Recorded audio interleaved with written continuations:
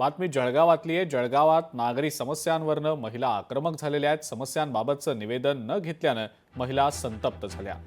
महानगरपालिका इमारतीसमोरच महिलांनी ठिय्या मांडलेला होता. याच दरम्यान संतप्त महिलांसोबत नागरिकांसोबत आमचे प्रतिनिधी सुमित देशमुख यांनी संवाद साधलाय. आपण पाहूया.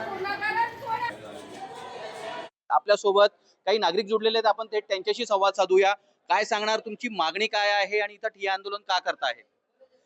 आम्ही रस्ते, रोड, गटर, वॉटर मीटर हेच मागतो, दुसरं काही मागत नाही ना. आम्ही गरीब लोक तिकडे मरणाशी झुंज देत आहे. म्हाताऱ्या बाया, लहान मुलं, प्रेग्नेंट महिला, 4.5 रिक्षा येत नाही आमच्या घरापर्यंत. एक सुविधा नाही, एक सुविधा. एवढे मोठे मोठे दगड आहे रस्त्यात. पैशाची मागणी कोणी केलेली आहे? अमृतकर आणि सोनवणे. कशाबद्दल पैसे मागतायत? ते वॉटर गिटर मटर हे मंजूर करण्यासाठी. पुढची खाली कर बरं, तुला पगार नसेल परवडत. दुसरा अधिकारी बसव तिथं. एक सुविधा नाही, एक सुविधा.